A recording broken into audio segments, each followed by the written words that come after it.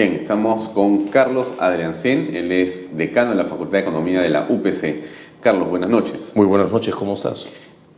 Una mirada rápida, si alguien te pregunta en un aeropuerto, en un taxi, te preguntan, ¿cómo está la economía peruana? Doctor Adriancén, ¿qué nos puede decir? En primer lugar, muchas gracias por el doctorado, pero ¿cómo está la economía peruana?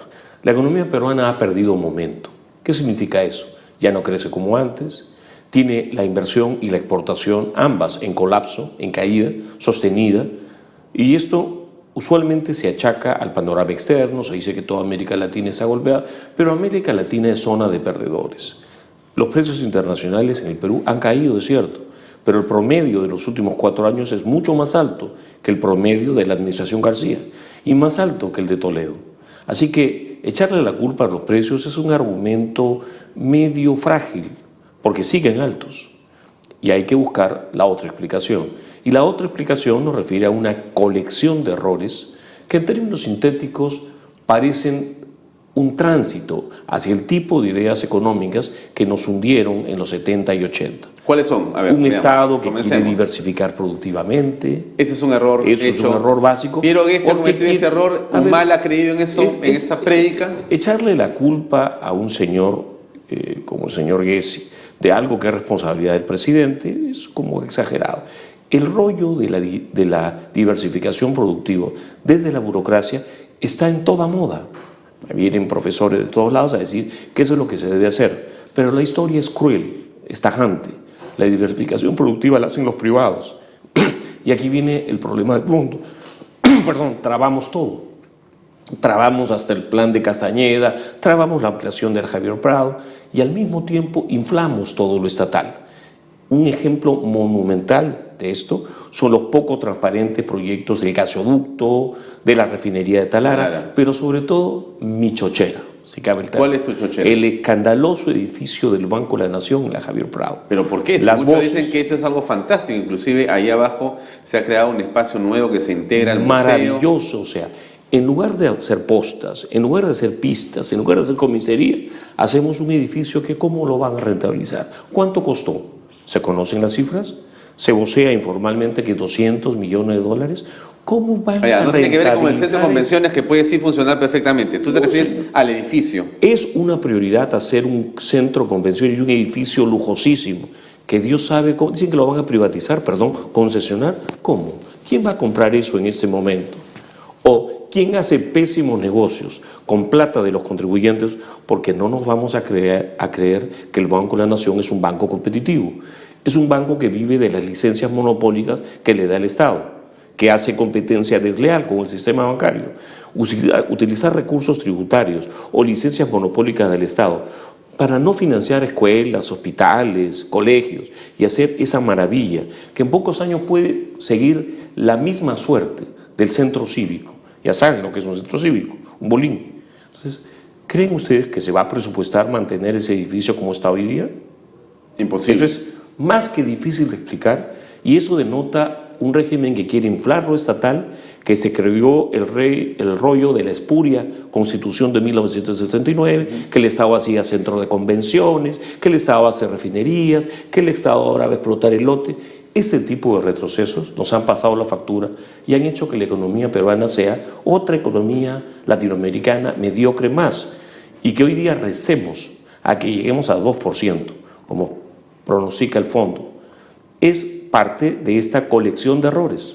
Ahora, tú ves en el horizonte político, porque aquí lo que vemos es que el problema económico tiene una enorme correlación con lo político. ¿Ves en el tema, en el asunto, en el ambiente político, conciencia de la clase política sobre lo que tenemos que hacer en el país? ¿O tú más bien visualizas que hay cierta confusión, que más bien se va hacia un populismo? No te hablo de algún candidato, te hablo de una visión nuevamente, la respuesta hacia el taxista, ¿no? ¿Cómo está la cosa en el Perú? ¿Se va a arreglar o no se va a arreglar, señor economista? Señor taxista, la cosa es, como siempre, bastante incierta. La clase política se representa a ella misma, está totalmente desconectada de la mayoría que elige, y la mayoría que elige ha sido educada por el SUTEP, y por lo tanto no hay cosa que un buen presupuesto de campaña no resuelva. El presidente Humala fue un candidato, no diría yo solo mediocre, sino oscuro, pero gastó mucho más que la señora Keiko y es nuestro presidente. Ahora, cualquiera que tenga la plata para llegar a donde están los electores y decirles lo que ellos quieren escuchar, va a ser nuestro próximo presidente. Y como sabemos en el Perú, hay plata turbia, hay plata sana, hay plata externa, y solo Dios sabe quién saldrá elegido. No creo que haya un elector consciente de todo lo que falta por hacer y lo poco que avanzamos. Hay una columna que has escrito en el diario El Comercio que se llama Perdiendo el Tiempo, ¿no es cierto? Me refería a la administración Humala. Terminar con el último párrafo y quiero que por favor comentes la idea del artículo. Dice acá: ahora que enfrentamos un nuevo proceso de elecciones generales, sería valioso que nos ubiquemos. Ubicaína, dices tú acá. Que no nos engañemos, dice. Sácate los parabrisas y mira las cosas claras. Volver a elegir a otro personaje que nos ofrezca la vía fácil es una posibilidad no despreciable, a menos que comprendamos lo poco que hemos avanzado y elijamos a un candidato capaz de liderar lo mucho que nos queda por trabajar. La idea es muy sencilla. Nuestro país no es un país rico. Un país rico es el que tiene niveles de producción per cápita muy alta, digamos 10 veces más alta que la nuestra.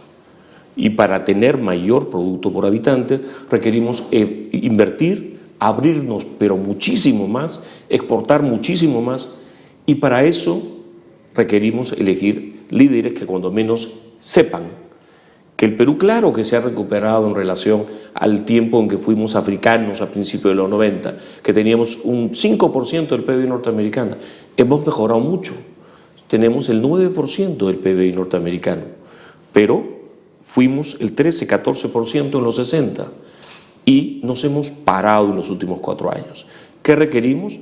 Captar no más inversión, no destrabarla a niveles que tengamos flujos de inversión y de apertura comercial que los peruanos, y creo que la inmensa mayoría de los candidatos, no perciben el reto. O sea, creemos que somos ricos, creemos que nuestro problema es uno de desigualdad. La desigualdad, voy a repetir siempre, apesta, la pobreza mata, y la pobreza no se resuelve con subsidios. La pobreza se resuelve con mucho mayor inversión en infraestructura, en máquinas, en personas. Pero a ritmos que nunca hemos visto. Este gobierno ha señalado que los programas sociales y la inclusión social son los temas de bandera y son fundamentales, y más bien ha dicho y señalado que lo que tiene que hacer el próximo gobierno es asentarlos como programas del Estado, ¿no? Importantes y que sean inmodificables. En mi visión es una visión bastante mediocre de la responsabilidad de un gobernante. El presidente, mal aconsejado, llegó a decir que el crecimiento, que es lo que crea ciudades, crea clase media, barre la pobreza, el crecimiento no le servía. Él quiere impuestos para distribuir subsidios que en el mejor de los casos alivian, pero no resuelven pobreza.